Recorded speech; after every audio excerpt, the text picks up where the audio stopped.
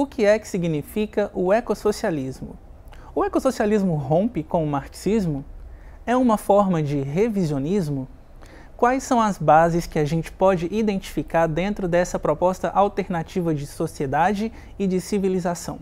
No vídeo de hoje eu vou falar um pouco para vocês quais são algumas das bases importantes para a atuação política e estratégica dos ecossocialistas e por que o ecossocialismo ele é necessário dentro da realidade não apenas nacional, mas também mundial, em que nos encontramos no estágio atual do capitalismo moderno. Eu já aproveito inclusive para adiantar para vocês que esse vídeo ele vai se dividir em duas partes. Esse primeiro vídeo, um pouco mais denso, adentrando mais em conceitos, em um panorama mais teórico, com debates históricos e outros elementos que não dá para a gente ignorar quando estamos fazendo aí, adentrando num debate mais introdutório do que é o ecossocialismo. E um segundo vídeo, que será lançado posteriormente a esse, complementar, que vai trazer algumas propostas de intervenção e bandeiras necessárias para os ecossocialistas defenderem e incorporarem no nosso tempo. Então, gente, a questão é que eu quero que vocês assistam aos dois vídeos na medida em que eles estiverem disponíveis. Sem mais delongas, roda a vinheta. Sobre fundo amarelo, letras vermelhas projetam uma sombra azul diagonal do centro à direita inferior. Na raiz, por Roju Soares. Oi gente, eu sou o Roju Soares, tenho 28 anos, sou um homem negro não retinto, eu tô com o cabelo cacheado crespo, curto, de cor castanho escuro, eu tô vestindo uma blusa preta com uma estampa escrito "Nada deve parecer impossível de mudar", uma citação do Bertolt Brecht.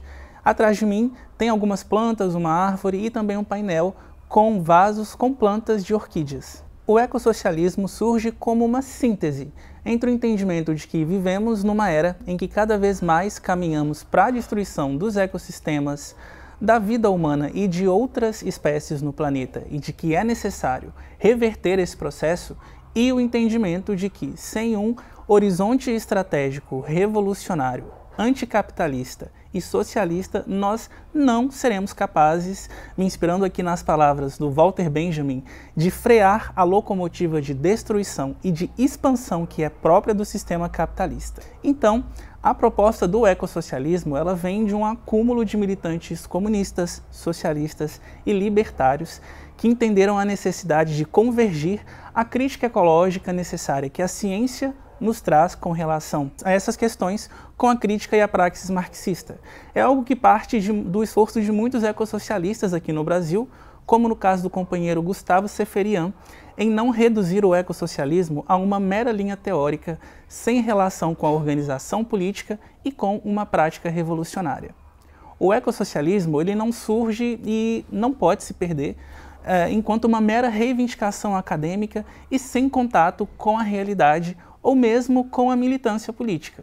Nesse sentido, eu vou deixar de indicação aqui para vocês um artigo muito interessante sobre esse tema do Gustavo, que se chama Ecossocialismo e Humanismo, onde ele defende que o ecossocialismo parte de uma disposição teórica em conjunto com uma prática revolucionária com um caráter socioambiental de cunho anticapitalista.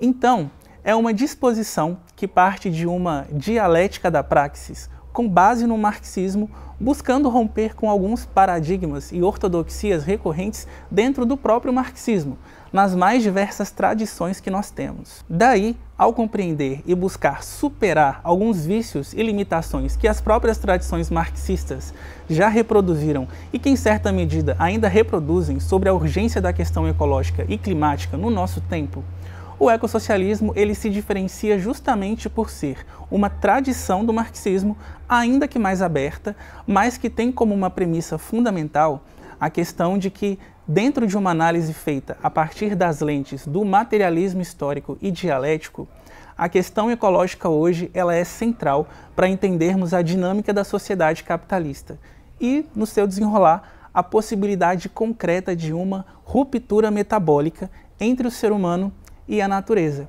e na elaboração de um programa estratégico para o socialismo compreendendo no seu conjunto de referenciais teóricos e práticos a necessidade de um programa anticapitalista avesso ao produtivismo. Seja esse produtivismo de cunho capitalista, desde a sua faceta aí mais autoritária com o fascismo e o nazismo, ou mais branda através do progressismo ou do social-liberalismo, mas que também pôde ser expresso historicamente esse produtivismo através de experiências de degeneração burocrática que se viram referenciadas através de um marcador socialista para buscar superar o capitalismo. Então, responderam a uma pergunta lá do início do vídeo. O ecossocialismo não rompe com o marxismo e, portanto, não é nenhuma forma de revisionismo, pois ele se inaugura e se revigora a partir de bases marxistas, ao mesmo tempo em que se propõe a superar dialeticamente vícios e contradições que se fizeram reais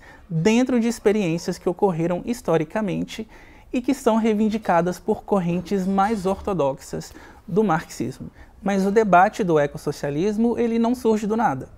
Ele emerge num contexto muito específico que nós vivemos na sociedade capitalista industrial moderna e neoliberal.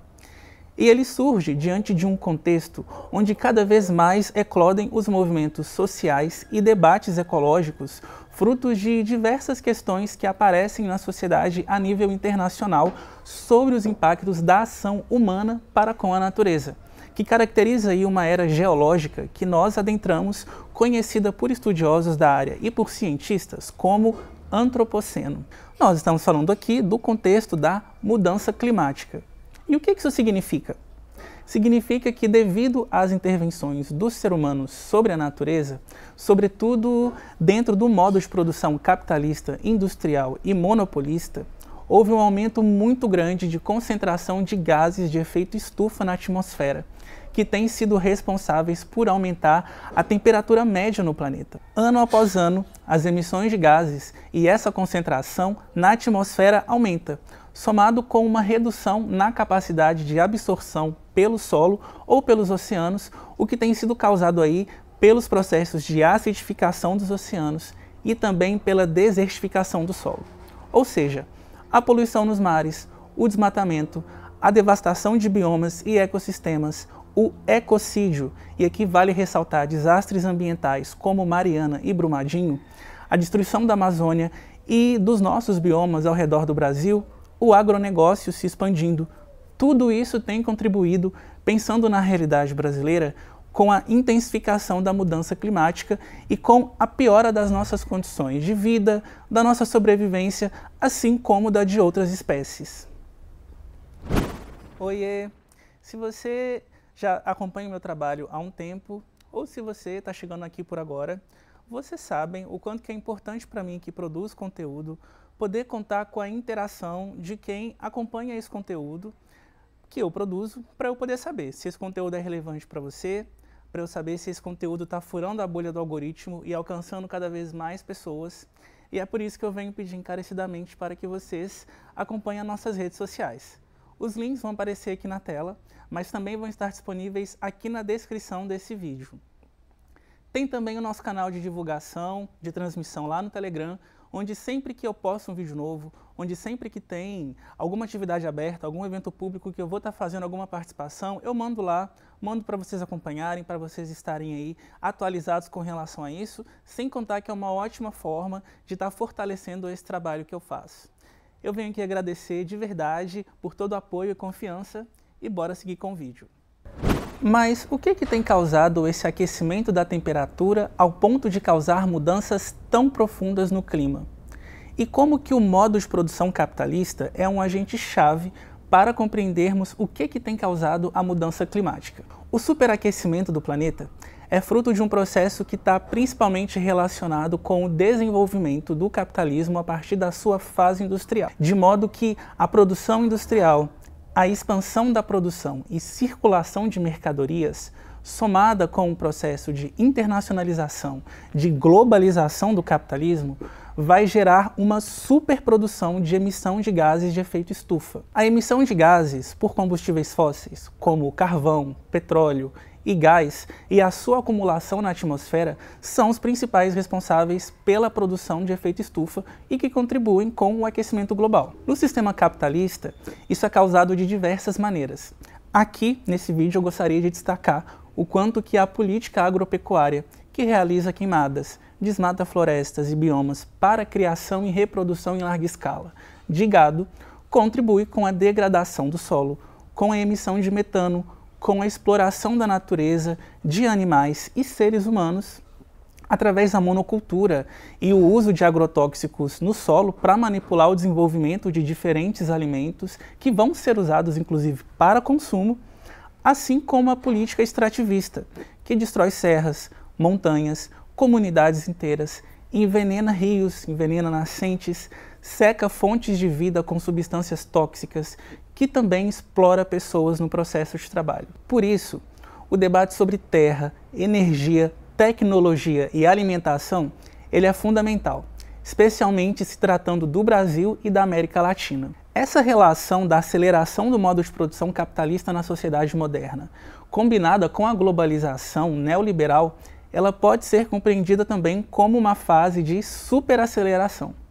Com isso, o que a gente consegue perceber e constatar, inclusive, é que a principal causa desse processo de superaquecimento e, em consequência, de degradação do meio ambiente e da mudança climática faz parte dessa fase de superaceleração e resulta do modelo de produção que rege o mundo em que nós vivemos. E somado a uma produção desenfreada e em larga escala, nós também nos deparamos com uma lógica de sobreconsumo que também afeta profundamente essa crise ecológica que a gente está enfrentando. E essa lógica de um consumo desenfreado, ela é fruto de um ciclo onde a publicidade alimenta e nutre desejos artificiais nas pessoas. As pessoas compram, a publicidade sempre dissemina que nunca é o suficiente, atrela o consumo à felicidade e sempre leva as pessoas a comprarem e produzirem e consumirem produtos cada vez mais caros e com vida curta. O que tem relação com um conceito que nós também trabalhamos, que é o de obsolescência programada. O desperdício e o uso de matéria-prima também poluente para a produção dessas mercadorias, ele só aumenta nesse processo. Toda uma indústria de transportes, de plástico, de comércio voltada a aumentar o consumo que polui e que é fundamental para a reprodução do capitalismo é algo que também a gente não pode ignorar dentro desse debate. E isso já tem surtido efeitos problemáticos e preocupantes, como o envenenamento do ar das cidades, da terra, do solo, dos rios, do mar, o aumento do nível do mar, que pode fazer com que várias cidades grandes sejam completamente afetadas e submersas daqui a alguns anos, a exemplo de Hong Kong e o Rio de Janeiro. Assim como isso tem gerado o desaparecimento de algumas espécies também. Todos esses elementos, eles são consequências do que o sistema capitalista tem gerado com as suas ações destrutivas no meio natural. E é por isso, gente, que não é possível reverter os impactos da mudança climática e da nossa extinção enquanto espécie, assim como de outras espécies do planeta, se nós não superarmos o sistema capitalista enquanto um modo de produção, enquanto um modelo de sociedade e também de civilização. Mas nós não temos apenas correntes ecológicas anticapitalistas que apontam caminhos para lidar com os problemas ambientais e até mesmo para a crise climática. Nós também temos outras perspectivas ecológicas que muitas vezes convergem ao identificar problemas que os ecossocialistas também denunciam, mas que vão variar na identificação da causa desse problema e ao apontar as saídas para se solucionar esses problemas também. Daí a gente vai perceber, inclusive, o quanto que o ecossocialismo ele ainda é muito marginal dentro de correntes ecológicas. Na lógica da ecologia de mercado, não se vai ao cerne do problema, não toca realmente na raiz do problema. Muitas vezes, o discurso fica limitado na substituição da matriz energética, na aplicação de acordos que não são aplicados de verdade por nenhuma das grandes potências poluidoras do planeta, e essa nem de longe é a grande preocupação para o imperialismo a nível global. Fica muito no campo ali de confiar que os grandes governos eles irão prestar atenção a esse problema e deixarão as prioridades de lucro de lado para resolver esses problemas. Ou que então encontrarão um equilíbrio entre manter os lucros e às prioridades, às necessidades socioambientais. Esses setores que se incorporam dentro dessa ecologia de mercado ignoram que existe aquilo que o Michel Lovy chama de uma oligarquia fóssil operando no mercado capitalista a nível mundial e que lucra muito com a queima de combustíveis fósseis, que vai desde a indústria automobilística como também a política extrativista de minerar carvão, petróleo, gás, enfim, tudo isso, gente, envolve muito poder político e econômico. Mas o capitalismo verde acredita que é possível sim medir esforços com o capital, com ações de incentivo de grandes empresas multinacionais para com bilionários para minimizar os danos. A questão aqui, para a gente falar a verdade, é que há décadas aguardam os resultados e eles não estão nem sequer próximos de serem alcançados. Então, acaba que esse capitalismo verde não resolve o problema e não avança no que é primordial para que se enfrente de maneira radical o mal causador da mudança climática e da destruição socioambiental que é o sistema capitalista. No ecossocialismo, nós entendemos que a racionalidade expansiva de acumulação e exploração infinita do capital, ela é incapaz de respeitar os limites e a racionalidade própria da natureza. Não é capaz de respeitar os seus equilíbrios e os seus ecossistemas dentro de uma lógica aí de preservação, de integração e de regeneração. O capitalismo rompe com todos esses parâmetros.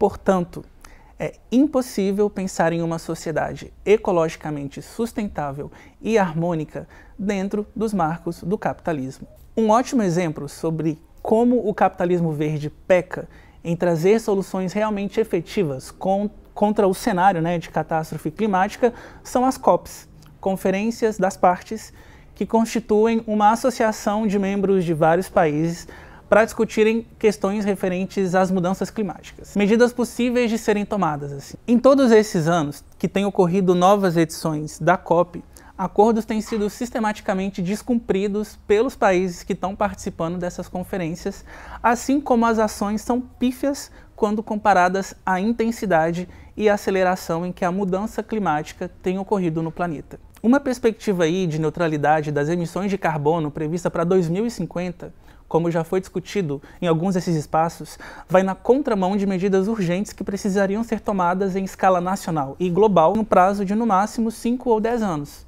E a gente não está falando aqui mais em apenas sustentar medidas para reduzir as emissões de CO2 ou erradicar essas emissões. A gente já está entrando num estado de emergência climática que demanda de nós o investimento e desenvolvimento em tecnologias que permitam devolver o carbono para o solo ou para a atmosfera. E isso requer de nós tamanho esforço que na sociedade capitalista simplesmente não há condições disso acontecer. Pessoal, se você chegou nesse vídeo até aqui, se bota fé no tipo de comunicação que eu trago através desse projeto, então considere apoiar financeiramente esse tipo de trabalho.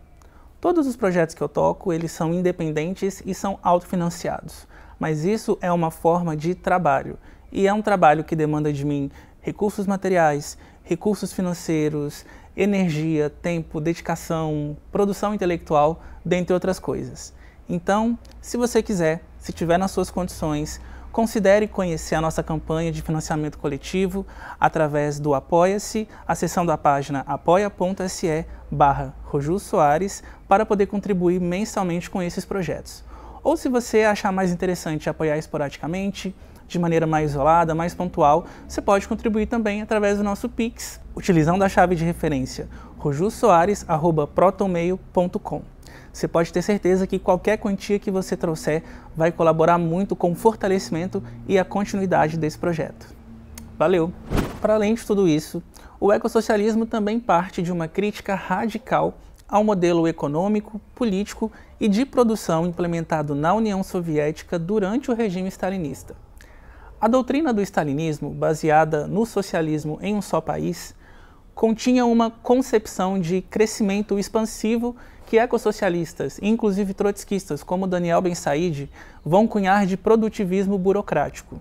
Era um modelo de produção baseado numa lógica de modernização e produtivismo acelerado defendido pela burocracia stalinista, que queria inclusive ultrapassar a própria lógica de consumo e produção que existia, por exemplo, nos Estados Unidos, que já era a grande potência capitalista em expansão desde aquela época. A lógica do produtivismo burocrático defendia desde a coletivização forçada na produção do campo, como também se baseava na industrialização profunda na cidade, dentro das fábricas, sem as mediações necessárias para o contexto em que aquelas medidas elas foram aplicadas. Uma outra característica muito importante na nossa crítica é a necessidade de apontar as contradições do frenesi staccanovista, que foi um movimento presente e surgido do contexto de industrialização ali do stalinismo, que defendia um produtivismo muito acelerado dentro de uma lógica de modernização das técnicas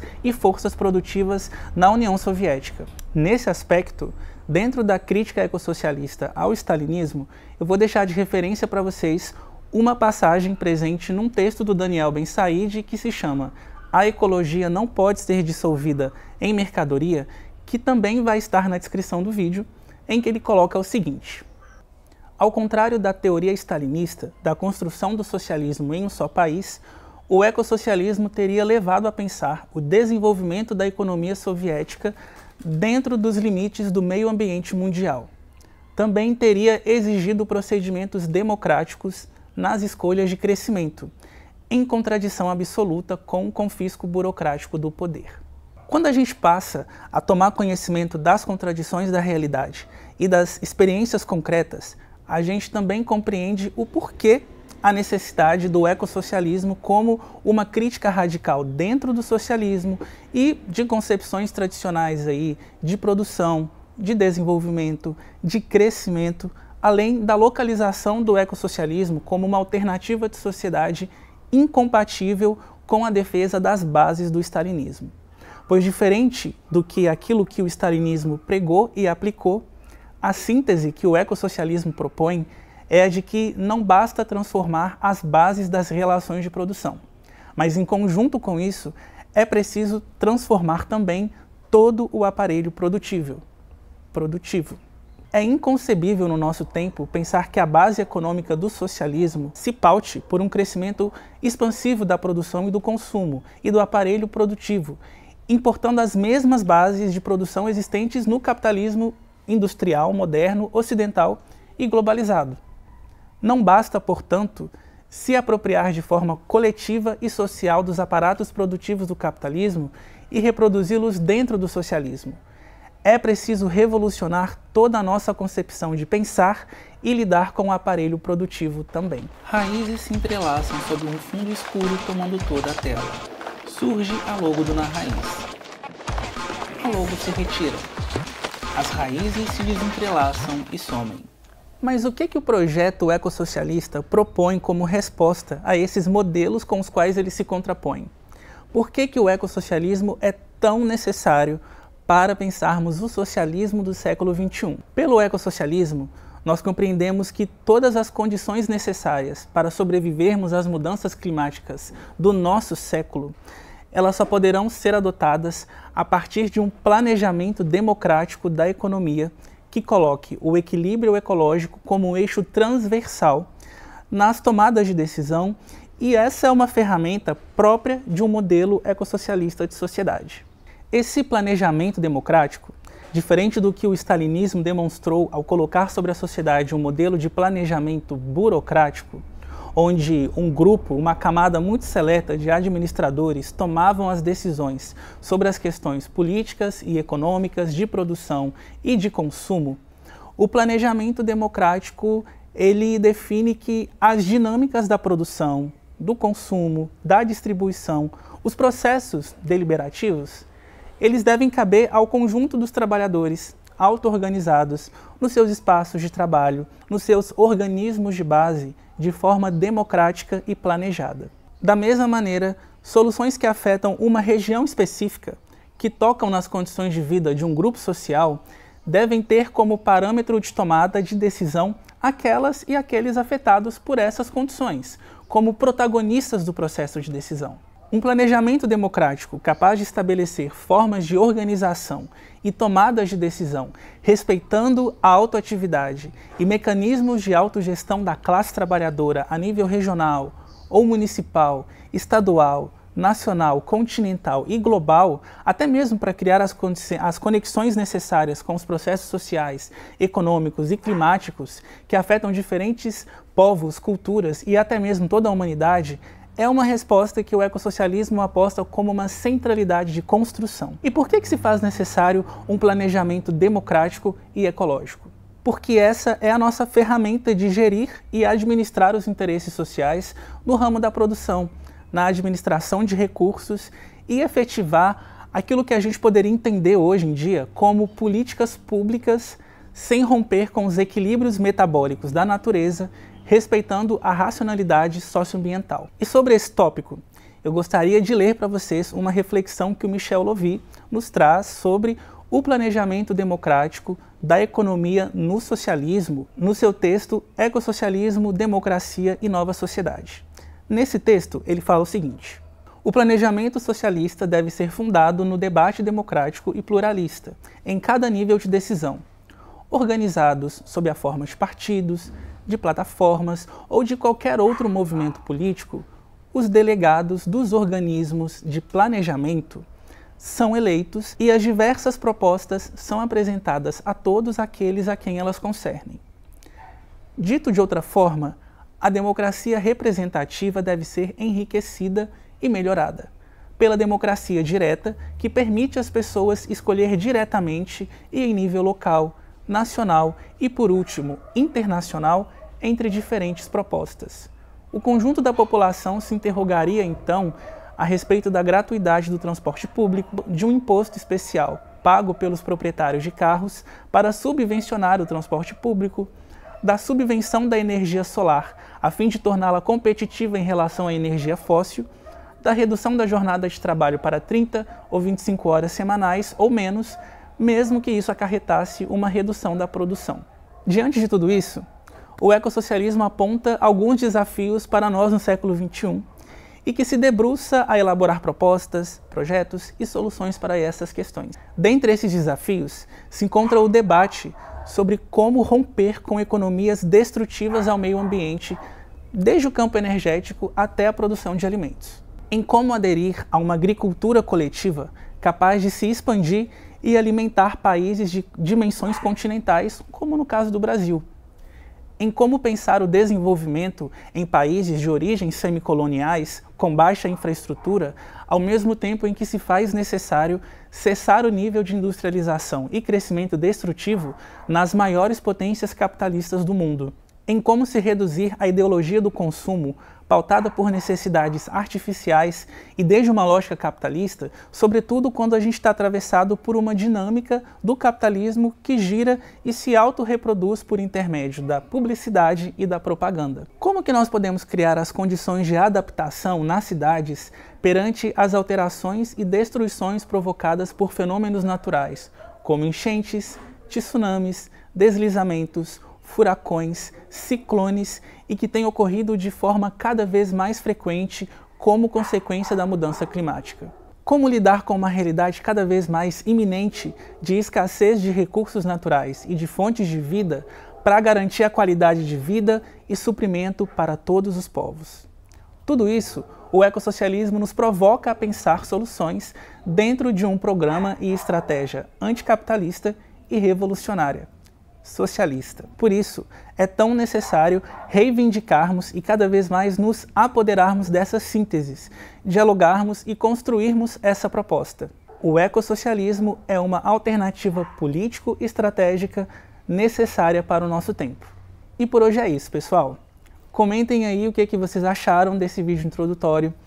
Deixem dúvidas, porque elas podem se tornar temas de vídeos no futuro. Confiram as referências de leitura que eu deixei aí para consulta na descrição, porque é muito importante vocês acessarem elas.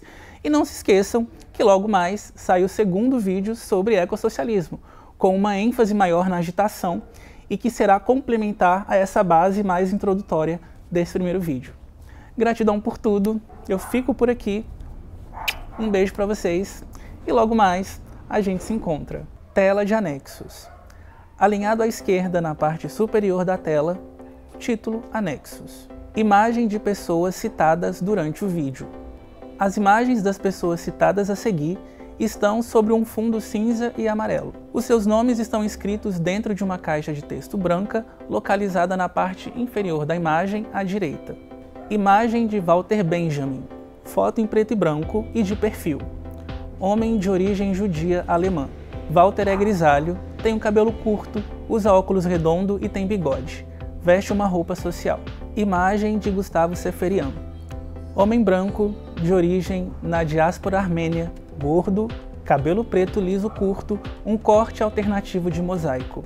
Possui bigode e cavanhaque grisalhos, aparenta estar com 35 anos de idade, bastante tatuado. Usa uma blusa branca com estampa florida. As duas mãos seguram um microfone junto com uma parte do seu fio envolto sobre elas. Na ocasião, ele realiza uma fala. Imagem de Michel Lovin, que está um senhor idoso, é de descendência austríaca, possui pele bege clara, tem cabelos brancos lisos e bigode. Usa óculos de grau quadrado, veste uma camisa preta.